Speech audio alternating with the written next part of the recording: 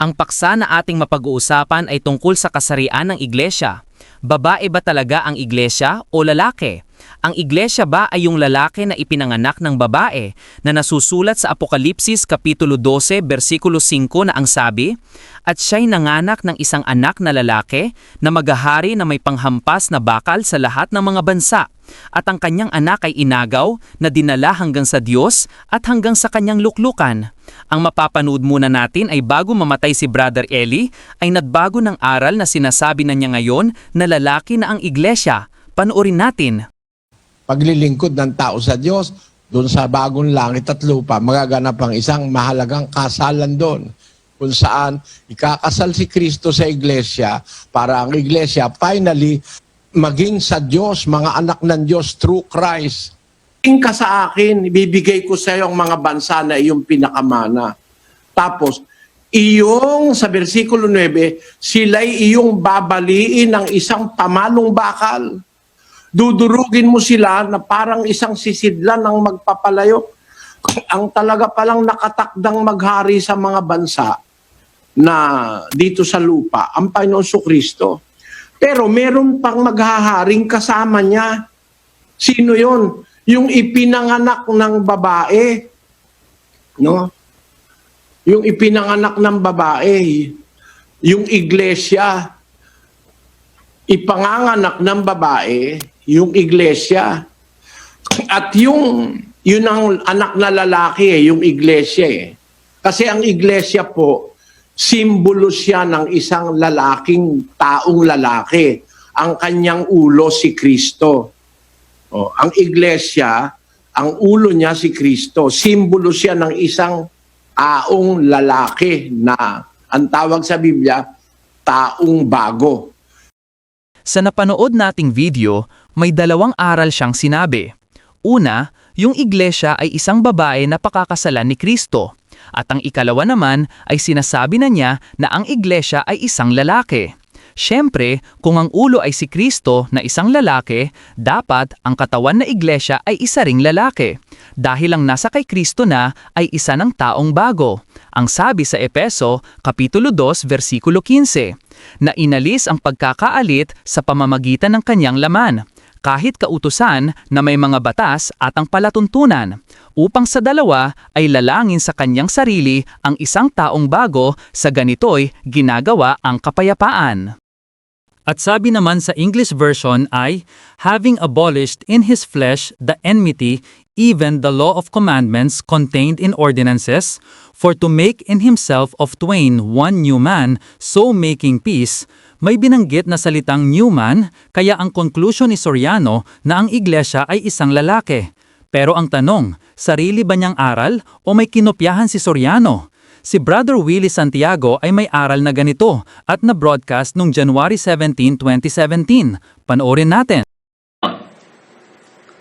Babasa po ako ng talata dito po sa Efeso 5. At ang talata po ay 23. Ito po.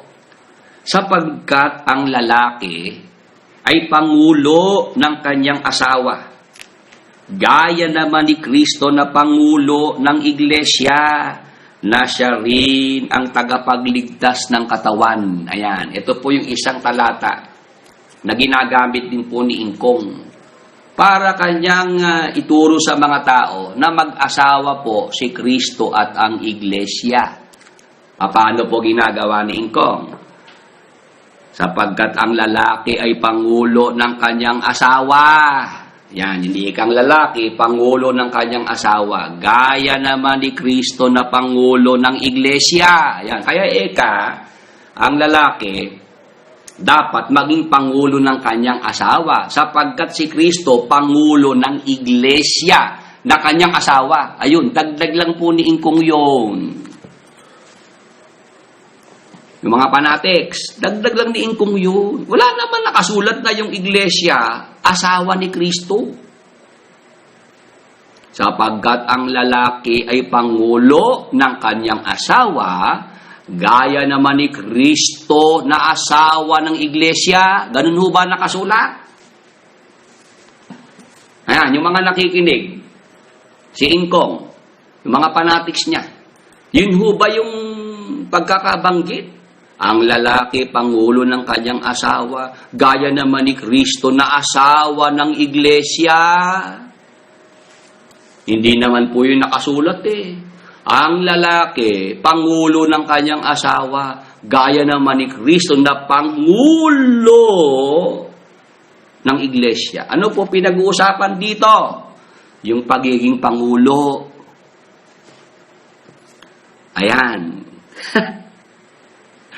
Ginamit po ng Apostol Pablo na comparison yung relasyon, kaugnayan ni Kristo sa iglesia. Ano po ang kaugnayan ni Kristo sa iglesia? Siya po ang pangulo ng iglesia. Amen. Ngayon, yung lalaki, ayan, para matuto ng kanyang pagiging pangulo sa kanyang asawa, ito po ang ginamit ng Apostol Pablo. Yung pagiging pangulo ni Kristo sa iglesia. Amen. Nagkaintindihan po ba tayo ngayon, mga magulang at mga kaibigan?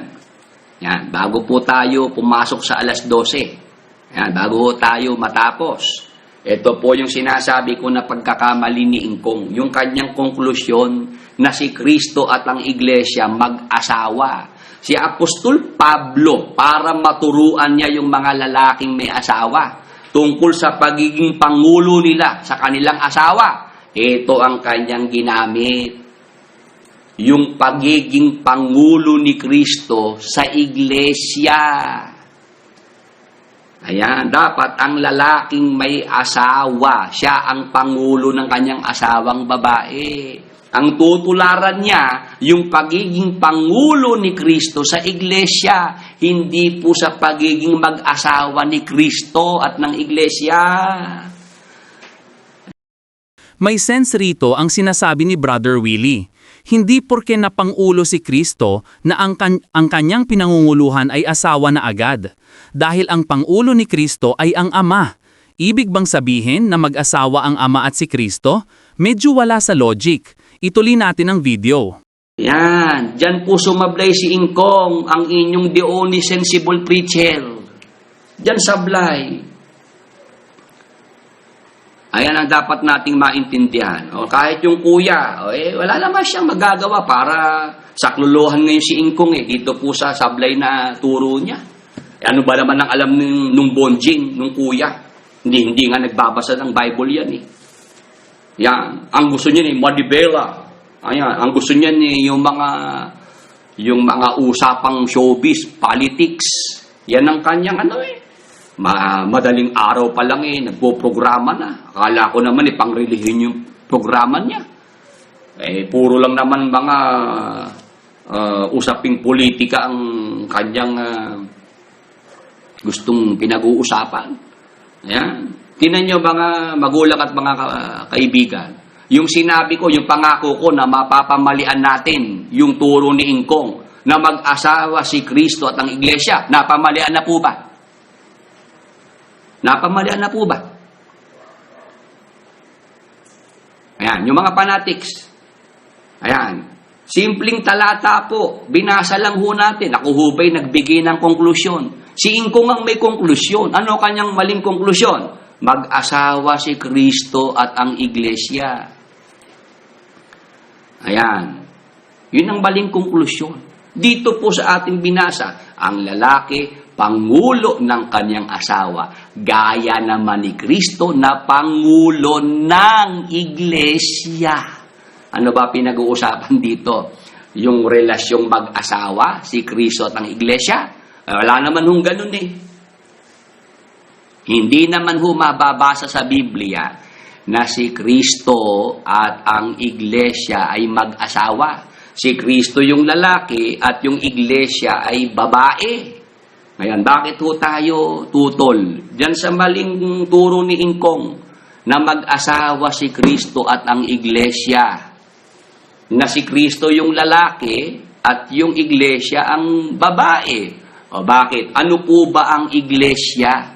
Mga magulang at mga kaibigan, O babasahin ko po para magkaintindihan tayo ha, si Ingkong. O babasahin ko po ang talata. Dito po sa Efeso, sa 2 at ang talata po ay 15. Ito po ang ating mababasa.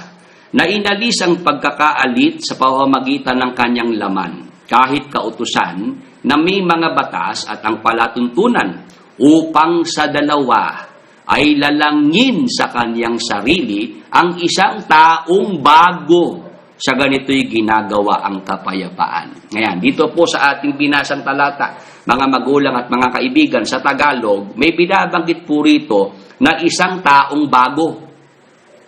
Yan pong isang taong bago na yan, mga magulang at mga kaibigan, yan po ang iglesia. Tama po ba? Agree po ba kayo? Ang tinutukoy po dyan na isang taong bago, yan po yung iglesia. Sabi po rito ng Apostol Pablo na isang lahing Hudyo. Ang kanyang kausap, yung mga lahing hentil na mga sumampalataya sa Efeso. Ang sabi niya, inalis ang pagkakaalit sa pamamagitan ng kanyang laman, kahit kautusan na may mga batas at ang palatuntunan. Yun pong dalawang lahi na magkaaway, magkalaban.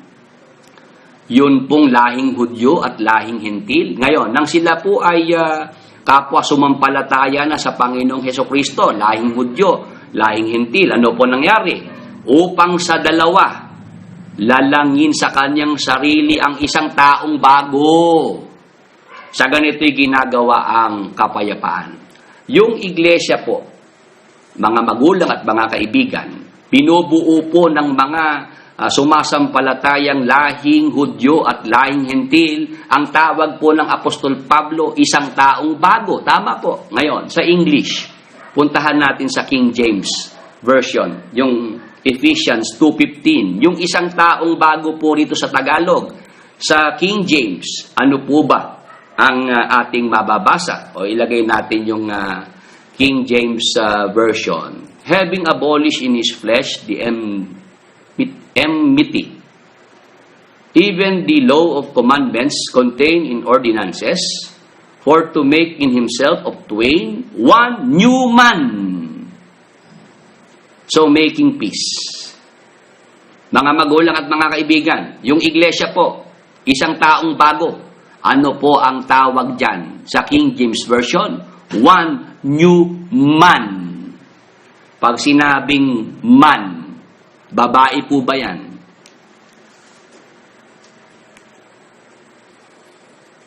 Mga magulang at mga kaibigan, ayan, mga fanatics ni Ingkong, kahit si Ingkong mismo. O, paano niya tututulan yan?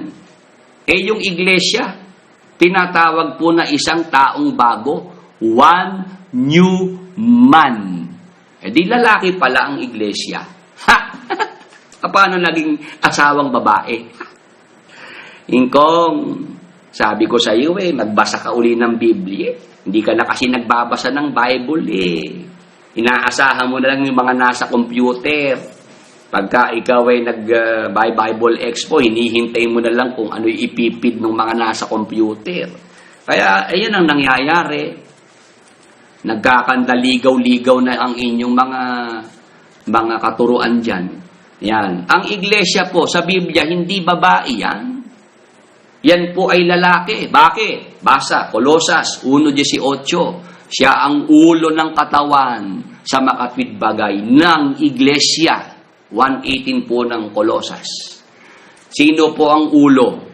Si Jesus Christ. Lalaki. Tama po. Tapos, yung kanyang katawan, natural, yung ulo, ang lalaki na si Kristo. Yung kanyang katawan, it follows. Lalaki din yun. Tama po. Pwede ba namang ang ulo si Kristo, lalaki, tapos yung katawan, babae? Ano labas nun? At bago mamatay si Brother Eli, ay nagbago siya ng aral tungkol sa iglesia. Sinasabi na ngayon na ang iglesia ay isang lalaki. Pero hindi na itinuloy ni Daniel Razon ang aral tungkol dito at nanatili na lang na ang iglesia ay babae na asawa ni Kristo. At walang duda na ang aral ay kinopya ni Brother Eli kay Willie Santiago. Pero ang tanong, tama ba naman ang interpretasyon ni Willie Santiago na lalaki ang iglesia? Basahin muli natin sa English ang Epeso Kapitulo 2 versikulo 15 sa English. Having abolished in his flesh the enmity, even the law of commandments contained in ordinances, for to make in himself of twain one new man, so making peace. At ang salitang man sa English ay may strong number ng G444 na ang orihinal na salita ay anthropos. Ang kahulugan ay man-faced, that is, a human being, certain, man. Kaya hindi tumutukoy sa lalaki lang. Ang sabi kasi ay human being. Pero malinaw ang nasa Thayer Dictionary. Ang sabi, a human being, whether male or female, generically to include all human individuals. Kaya ang iglesia ay hindi tumutukoy sa nalalaki o babae, kundi buong sangkatauhan. Kung nagustuhan ninyo ang paksa, please like, share, and subscribe. Maraming salamat sa pagbibigay ninyo ng oras sa panunood ng aking video. Maraming salamat!